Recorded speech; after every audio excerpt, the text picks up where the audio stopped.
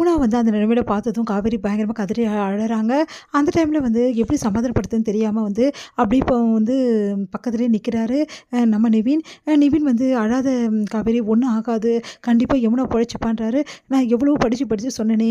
கேட்காம இப்படி பண்ணிட்டாளே! அப்படி சொல்லிட்டு மனசு கஷ்டப்படுறாங்க. அடுத்து வந்து சரி யமுனா வந்து இப்போ பரவால்ல.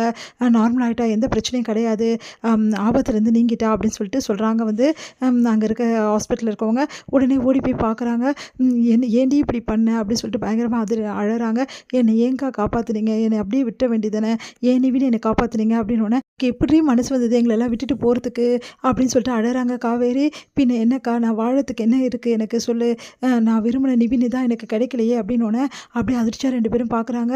உடனே வந்து "சரி நிவின் நீங்க பேசுங்க. நான் போறேன். வெளிய போறேன்." அப்படி சொல்லிட்டு காவேரி வந்து வெளிய போயிறாங்க. நிவின் வந்து பேசுறாரு. "இங்க பாரு யமுனா, அம் வாழ்க்கையில வந்து எவ்வளோ பிரச்சனைகள உன் அக்காலாம் கடந்து வந்திருக்கா. அத பார்த்து கூட நீ இப்படி இருக்கியே! எதுக்காக இந்த மாரி முடிவெடுத்த? இங்க பாரு எனக்காகவா இந்த முடிவெடுத்த? இப்போவாது என் காதல் உங்களுக்கு புரியுதா? நான் எவ்வளோ உங்க மேல காதல் வச்சிருக்கேன்னு தெரியுதா?" அப்படி சொல்றாங்க. "உன்ன என்ன செய்றதுன்னே எனக்கு தெரியல யமுனா. இந்த நிலைமையில நான் எதுவும் சொல்லவும் முடியல. தயவுசெய்து இந்த மாரி வந்து வேலைய இன்னொரு தடவ செஞ்சுடாத. நான் இன்னொரு தடவ செய்யாம இருக்கணும்னா, நீங்க என்ன கல்யாணம் பண்ணிப்பீங்களா நிவின்? என்னை ஏத்துப்பீங்களா? ப்ளீஸ் இப்பவே சொல்லுங்க. இல்லன்னா நான் மறுபடியும் இப்படி தான் பண்ணுவேன்." அப்படின்னோனே செமையா டென்ஷன் ஆயிடுறாரு நிவின். "என்ன சொல்ற யமுனா?" அப்படின்னோனே, சரி இப்ப என்ன உன்ன நான் கல்யாணம் பண்ணிக்கணும் அவ்வளோதானே?" "ஆமா நிவின். நான் உன்ன கல்யாணம் பண்ணிக்கணும்னா, நீ நல்ல பொண்ணா இருக்கணும். இந்த மாரி விஷயங்கள்லாம் நீ பண்ணக்கூடாது. கொஞ்ச நாளைக்கு நீ அமைதியா இரு. என் முடிவ நான் அப்புறமா சொல்றேன். புரியுதா?" அப்படின்னோனே, "இல்ல நிவின் எனக்கு நீங்க ஏத்துக்க மாட்டீங்க. எனக்கு நல்லா தெரியும். நான் அதான் சொல்றேன்ல எனக்கு டைம் குடுன்னு சொல்லிட்டு, ஏன் யமுனா என்ன கஷ்டப்படுத்துற? நான் கண்டிப்பா இவ்வளோ நாள் சொன்னேன் நான் யோசிக்கிறேன்னு சொல்லிட்டு இப்ப சொல்றேன். உன்ன பத்தி நான் யோசிக்கிறேன் போதுமா?" அப்படின்றாரு. அத கேட்டு வந்து யமுனா சந்தோஷம் அடையறாங்க. "நீங்க உண்மைய தான் சொல்றீங்களா? நான் உண்மையா தான் சொல்றேன். போதுமா?" அப்படின்னு சொன்னோனே, சரி எனக்கு இது போதும் நிவின்.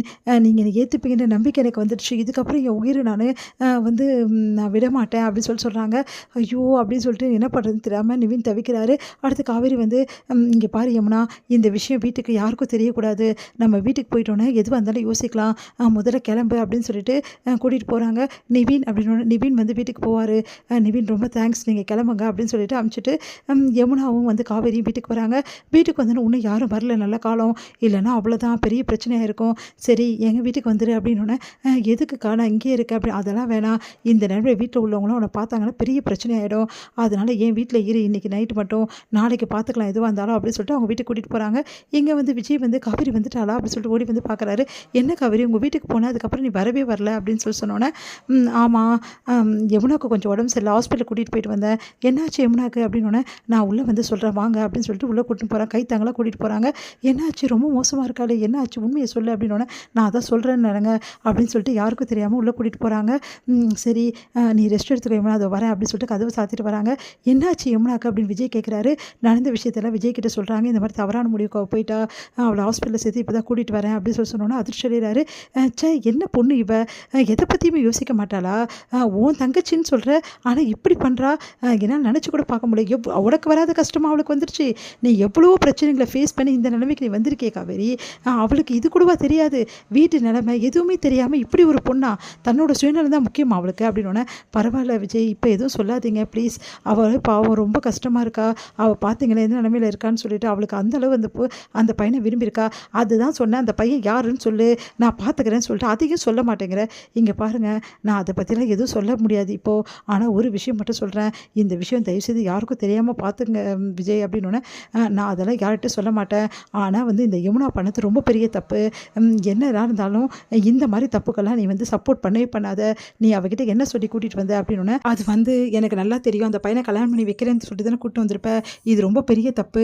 இந்த மாரி பண்ணா நம்மளுக்கு வந்து நெனச்சது வந்து கிடைச்சிடும்." அப்படின்னு சொல்லிட்டு தான் நெறைய பேர் இந்த மாரி வேலையெல்லாம் பண்றாங்க. அவங்களுக்கு வந்து தப்புக்கு உடந்தையா இருக்க மாரி தான் இது.